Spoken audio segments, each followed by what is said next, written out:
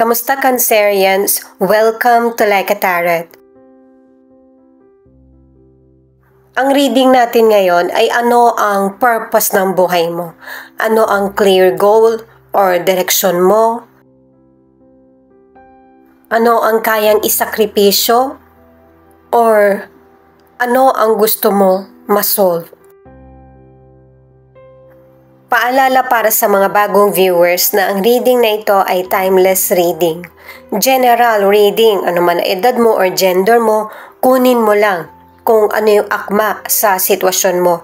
At saka ikaw na rin magpalit kung si person mo ba ito or ikaw. At ito ang start ng 1 week reading mo. Unahin muna natin alamin kung ano ang message ng mystical cards sa iyo.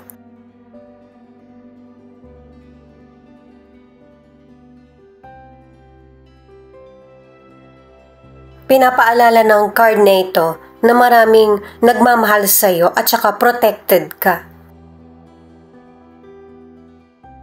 Mas harapin mo kung ano yung kinakatakot mo kasi mas mapoprotektahan mo pa yung sarili mo. Magtiwala ka sa kakayahan at abilidad mo.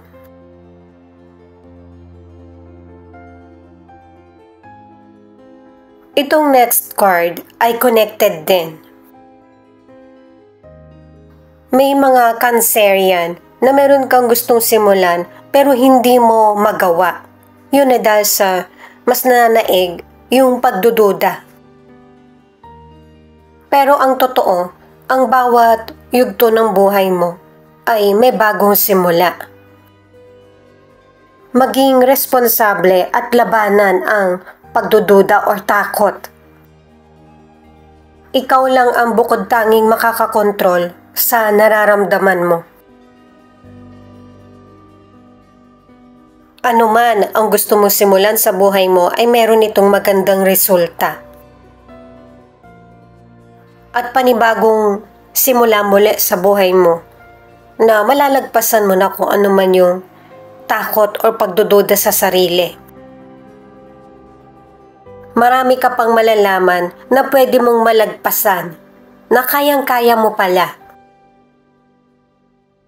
Sinasabi na sa iyo kung ano yung mga dapat mong lagpasan para malalaman mo kung ano yung purpose mo sa buhay mo. Para makapag-ready ka sa future mo. Paghahanda ang sinasabi ng mga cards para maging ready ka sa present. At lalo na sa future mo. Ito yung isa sa purpose mo sa buhay. Yung maging matatag at i-let go ang takot.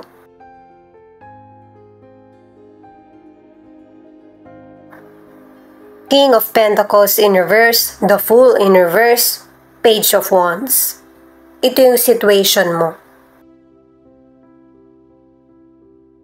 Kaya pala pinapalakas yung loob mo ng mga naunang cards. Maybe nawawalan ka ng pag-asa or tingin mo ang bagal ng progress ng buhay mo. Lalo na't ang ilang Cancerian, yung kita mo humihina. O kaya hindi sumasapat yung kita mo man o kaya yung mga idea mo. Kasi sa mga nakaraang taon, ang daming pagbabago sa buhay mo na nahirapan kang maintindihan or makasabay.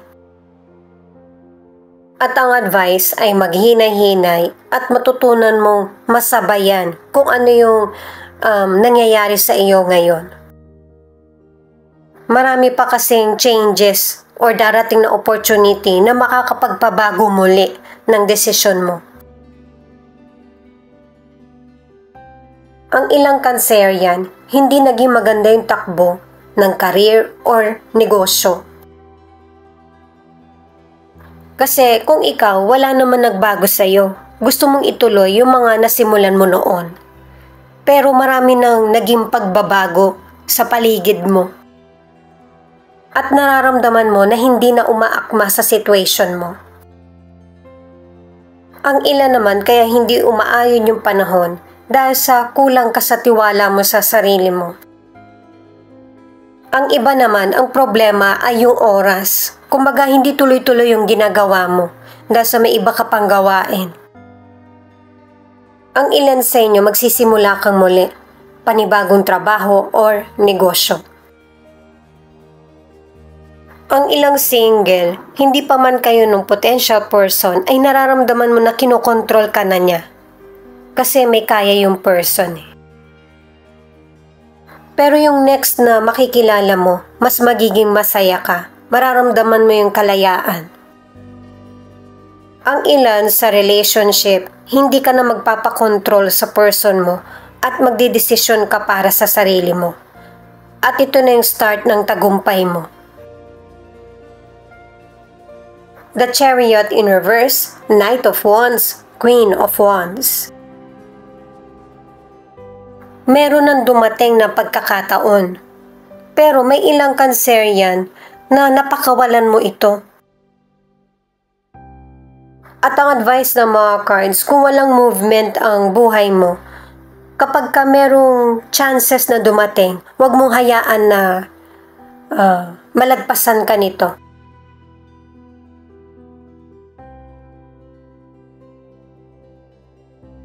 At saka merong person na magpapalakas ng loob mo, pwedeng family mo or anak mo.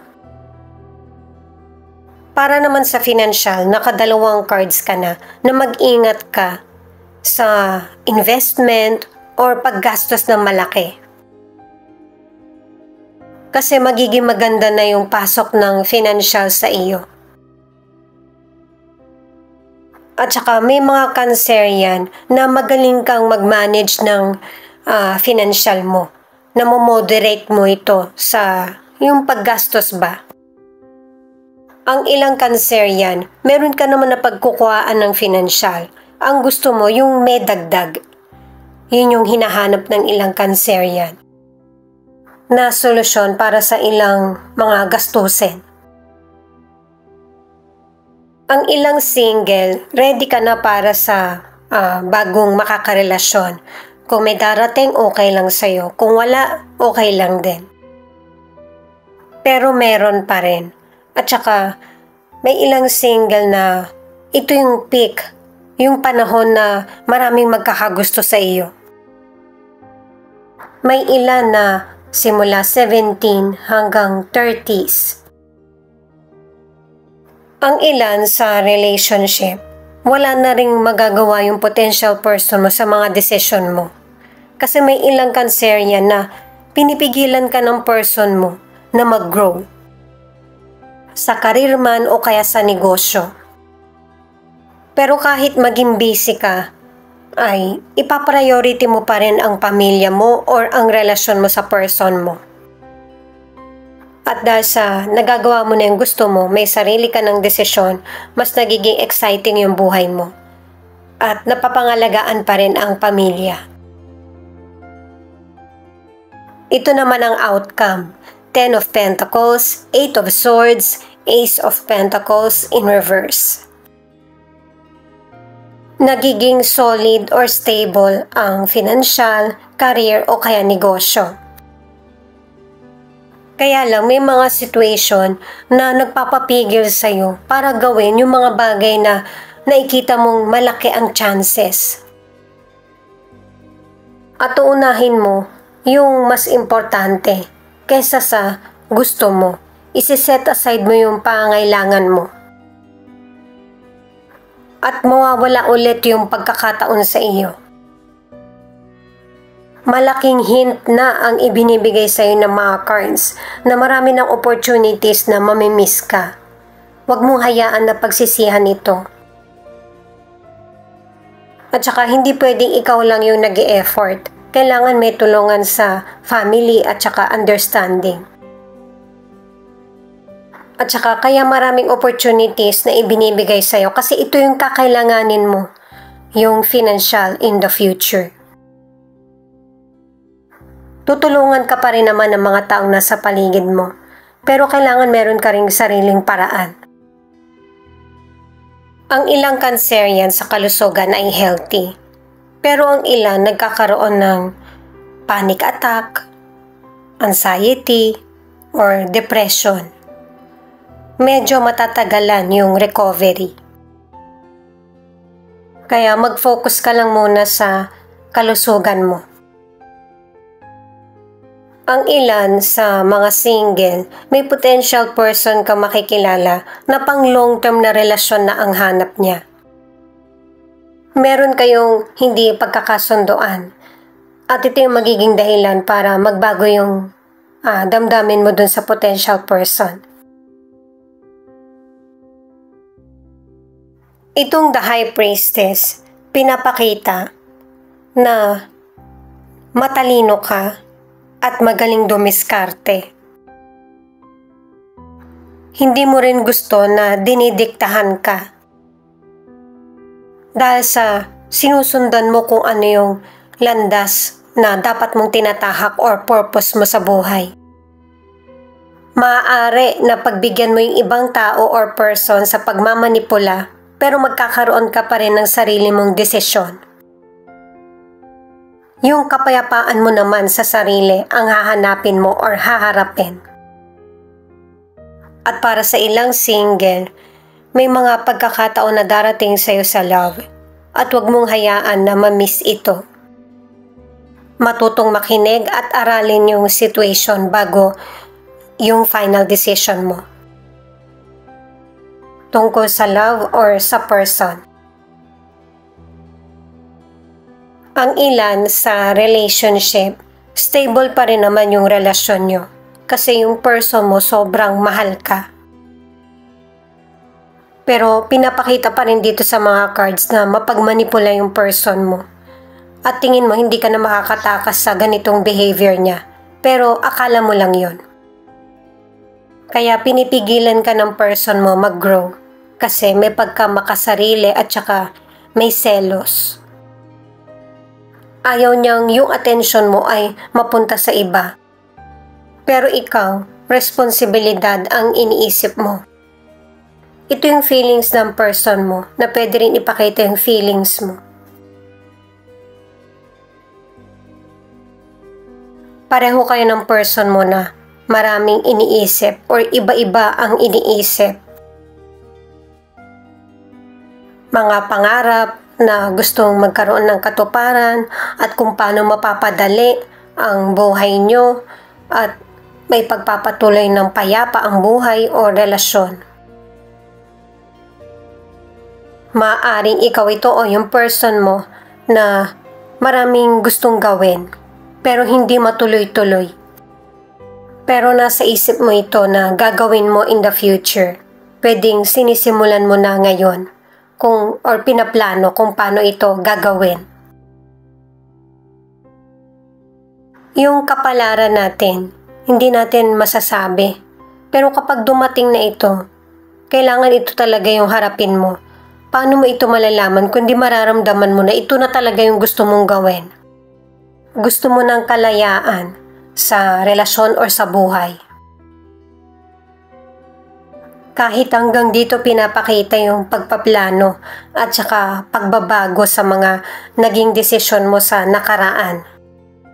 At saka napagbigyan mo na din yung person mo kaya yung sarili mo naman ang pinagbibigyan mo. At kaya may takot kang nararamdaman kasi marami ng pagbabago na nangyari sa buhay mo na tingin mo hindi ka na qualified or nalilipasan ka na or may edad ka na pero hindi naman yun yung kaso. Kung kaya mo bang mag-commit sa gusto mong simulan. At kahit dito pinapakita na wala ring magiging choice ang person mo kundi sundin kung ano yung mga plano mo. Matatanggap nyo rin kung ano yung mga pagbabagong nangyayari or kailangan sa relasyon. Dahil sa love pa rin ang iiral sa inyo ng person mo, magkaiba man kayo ng desisyon or responsibilidad. At saka, isa sa inyo ng person mo ang may next plan. Nagkaroon na kayo ng relasyon o kaya nakabuo na kayo ng family, yung responsibilidad naman ang dapat harapin. Ay, sorry, tumama sa daliri ko eh. Ano man ang gender mo, tatay ka na or nanay ka na, kapag yung responsibilidad ang uunahin natin, nakakalimot din tayo sa kung ano talagang top priorities natin. Nasiset aside ba? Kaya pareho niyong harapin na makasabay ng person mo sa mga changes na nangyayari sa relasyon niyo. Scorpio, Libra, Sagittarius, Virgo, Pisces, at Aquarius. Ito yung ilan sa 12 zodiac sign na nangunguna sa reading na ito. Ito naman yung mga letra na posibleng andito yung letra ng pangalan ng person mo or letra ng pangalan mo. Thank you at saka ingat po kayo palagi. Paki-click na rin ang notification bell para updated ka sa Laika Tarot Readings. QZS DYM